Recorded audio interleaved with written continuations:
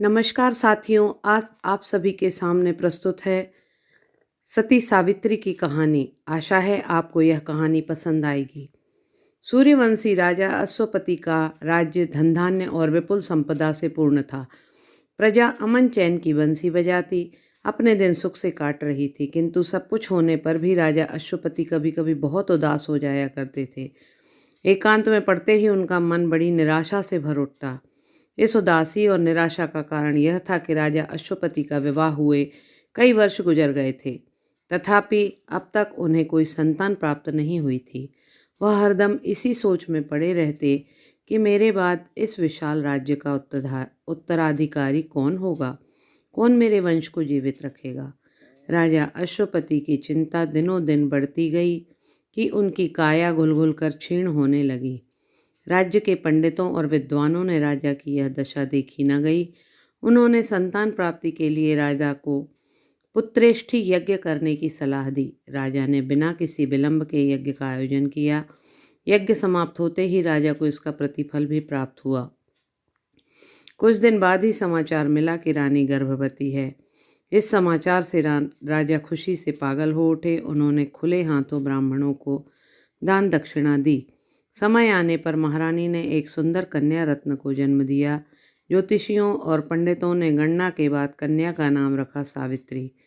राजमहल के लाड़ प्यार और दुलार में पलती सावित्री जैसे जैसे बड़ी होती जा रही थी, वैसे ही वैसे उसके रूप और लावण्य की आभा भी निखरती जा रही थी। लेकिन सावित्री केवल रूपमती ही नहीं थी, बुद्धिमती भी थी। उसकी बातें और तौर तरीकों से राजा अश्वपति को उसकी कुशाग्र बुद्धि का पता चला, तो उन्होंने पंडितों से कहकर नैतिक व धार्मिक शिक्षा भी दिलवाई। समय पाकर सावित्री युवती हुई।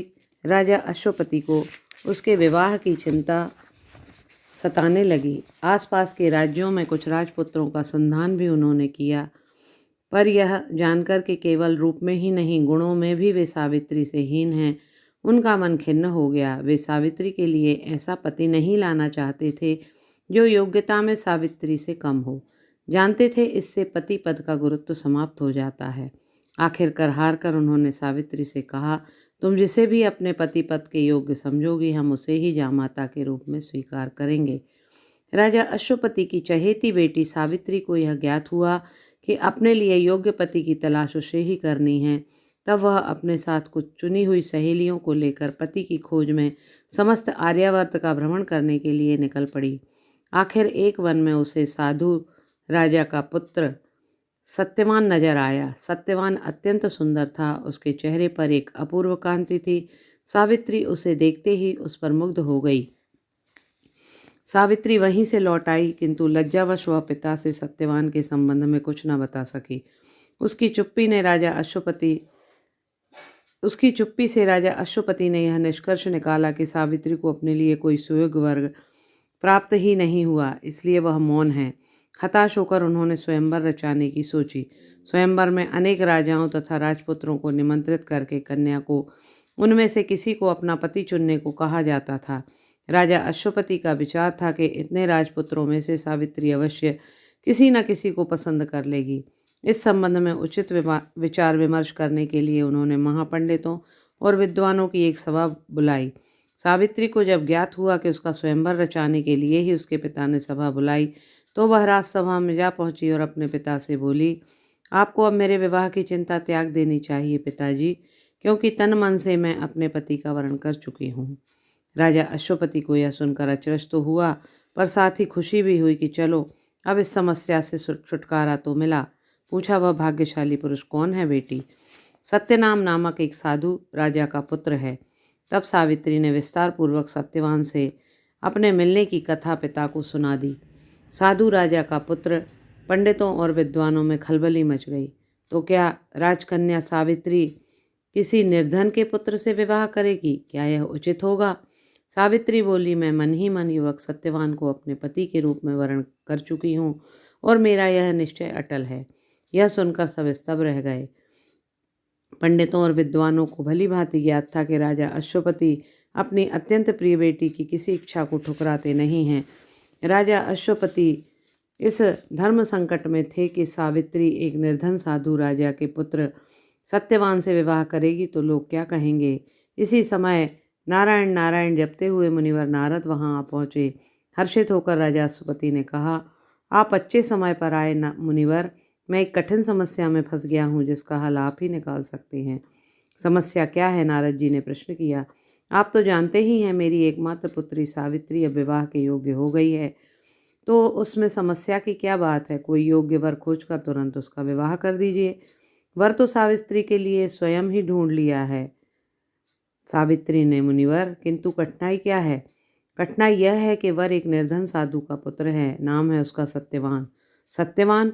नारद जी ने दोहराया, फिर हंसकर कहा, राजन, आप कदाचित इस तथ्य से अवगत नहीं हैं कि सत्यवान किसी निर्धन का पुत्र नहीं, वह वास्तव में राजपुत्र ही है। वह राजा धूम्रसेन का पुत्र है, जो अपना राजपाट छोड़कर वन में साधुओं की भांति जीवन व्यतीत कर रहे हैं। राजा अश्वपति ने चैन की सांस ली। उन्हें लगा मेरे सिर से बहुत बड़ा बोझ उतर गया। वे प्रसन्न हो गए, परंतु उनकी प्रसन्नता क्षणिक ही थी, क्योंकि दूसरे ही क्षण नारद जी ने कहा, लेकिन सत्यवान से विवाह करके सावित्री को बाद में पछताना पड़ेगा। क्यों मुनिवर? क्योंकि सत्यवान की आयु बहुत ही कम है, वह सिर्फ 1 वर्ष और जीवित रहेगा। 1 वर्ष बाद सावित्री को विधवा के रूप में जीवन बिताना पड़ेगा। सावित्री के वैधव्य की कल्पना मात्र से राजा अश्वपति कांप उठे। नारद जी के विदा हो जाने पर उन्होंने सावित्री को बुलाया और नारद जी से हुई सारी बात का सार बताकर सत्यवान से विवाह करने का इरादा त्याग देने की सलाह दी, पर सावित्री टस से मस न हुई। राजा अश्वपति ने उसे बहुत समझाया, पर वह उतनी ही दृढ़ता से अपने निश्चय पर टिकी रही। अंत में उसने कह दिया, पिताजी, जिस तरह काठ की हांडी आग पर दोबारा नहीं चढ़ सकती और केला दोबारा फल नहीं सकता, उसी तरह एक आर्य नारी स्वप्न में भी किसी दूसरे पुरुष से विवाह करने की बात नहीं सोच सकती। मैंने मन से सत्यवान को अपना पति स्वीकार कर लिया है। अब वह जो है, जैसा है, मेरा पति है। इसके अलावा किसी और से विवाह करने की बात मैं सोच भी कैसे सकती हूँ। सावित्री के हठ के आगे राजा अश्वपति लाचार हो गए। अंततः सावित्री का विवाह कुमार सत्यवान से हो गया। सावित्री पति के साथ उसकी कुटिया में रहने लगी और प्रेम पूर्वक तन मन से पति की सेवा करने लगी, पर इसके साथ ही उसे नारद जी द्वारा सत्यवान के संबंध में की गई भविष्यवाणी बराबर शूल की तरह चुभती रहती थी, जो उसके पिता ने बताई थी। यद्यपि सावित्री इसकी चर्चा सत्यवान से नहीं करती थी, तथापि वह मन ही मन उसी समय से दिनों की गणना करती जा रही थी।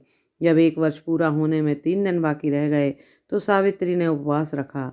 तीसरे दिन सुबह सत्यवान जब नित्य कर्मों से निवृत्त होकर लकड़ी काटने के लिए जंगल की ओर चला तो सावित्री भी उसके साथ चल पड़ी।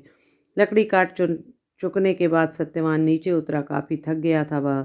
अत्यधिक परिश्रम से उसके बदन में दर्द हो रहा था, अतः वह सावित्री की जांघ पर सिर रखकर लेट गया।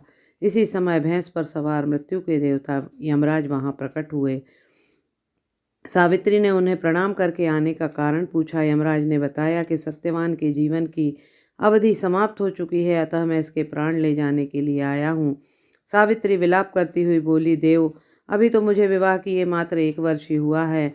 मैंने अपने पति के साथ विवाहित जीवन का कोई भी सुख नहीं पाया। ऐसे में आप मुझ पर वैधव्य लादना चाहते हैं। जिसकी अवधि पूरी हो चुकी, उसे जीवित रहने का कोई अधिकार नहीं। सावित्री, यह तो विधि का विधान है, तुम्हारे विलाप करने से यह बदल नहीं सकता, यमराज ने समझाया। अतः विलाप बंद करके तुम यहाँ से चली जाओ और किसी अन्य से विवाह रचाकर जीवन के आनंद का उपभोग करो। यह आप क्या कह रहे हैं देव? मैं पतिव्रता नारी हूँ, अपने पति सत्यवान के अतिरिक्त किसी पुरुष की कल्पना भी नहीं कर सकती।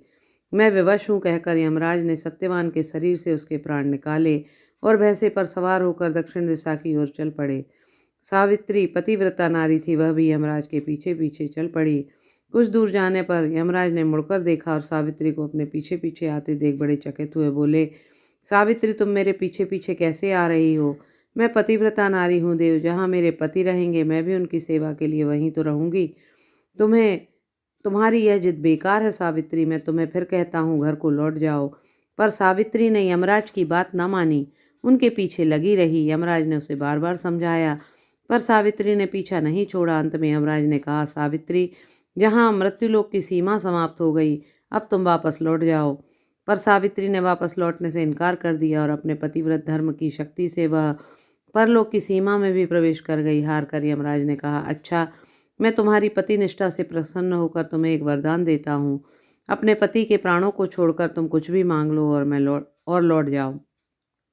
सावित्री के ससुर राजा धूम्रसेन अंधे थे और राजपाट छोड़ने के बाद उनका शरीर भी बहुत कृश हो चला था।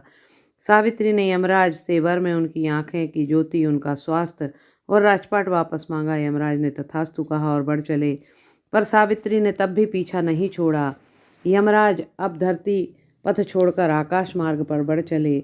सतीत्व के प्रताप से सावित्री भी उसी मार्ग पर उनके पीछे पीछे चली जा रही थी। उसे इस प्रकार अपने पीछे आते देखकर यमराज चकित हुए। उन्होंने उसे बहुत समझाया, पर सावित्री ने पीछे लौटने से इनकार कर दिया। सावित्री की अटल पति निष्ठा से परेशान यमराज धीरे धीरे यमपुरी के करीब पहुंचते जा रहे थे। उन्होंने कहा, देवी सावित्री, तुम्हें एक आखिरी बार और देना चाहता हूँ। जो मांगना चाहो मांग लो, किंतु इसके बाद तुम वापस लौट जाओगी। यमराज ने चेतावनी दी, हाँ, याद रखो, वर मैं सत्यवान के प्राण तुम वापस नहीं मांगोगी। कुछ सोचकर सावित्री बोली, ठीक है देव, आप मुझे वरदान ही देना चाहते हैं तो यह वरदान दीजिए कि मैं अपने पति के 100 पुत्रों की माता बनूं। माता बनूं। यमराज ने तुरंत तथास्तु कहा और आगे बढ़, किंतु सावित्री तब भी उनके पीछे लगी रही। यमराज ने उसे पुनः अपने पीछे आता देखकर प्रश्न किया, अब तुम मेरे पीछे पीछे क्यों आ रही हो? देव, आपने ही तो वरदान दिया है कि मैं अपने पति के 100 पुत्रों की माता बनूंगी। जब आप मेरे पति को ही लिए जा रहे हैं तो आपका वरदान कैसे पूरा होगा? यमराज वचन हार चुके थे। बोले, तुम धन्य हो सावित्री, तुमने अपने सतीत्व से विधि का विधान भी बदल लिया। लो, अब तुम लौट जाओ, मैं सत्यवान के प्राण वापस करके उसे जीवित किए देता हूँ। अब जब तक तुम 100 पुत्रों की माता नहीं बन जाओगी, सत्यवान जीवित रहेगा। सावित्री ने यमराज को प्रणाम किया और वापस मृत्युलोक चली आई। वृक्ष के नीचे सत्यवान अचेत पड़ा था। यमराज ने उसके प्राण वापस किए तो वह आंखें मलता हुआ उठ बैठा और सावित्री से बोला, मैं कदाचित बड़ी देर तक सोता रहा हूँ। हाँ नाथ, संध्या हो रही है, अब घर चलें, पिताजी हमारी प्रतीक्षा कर रहे होंगे।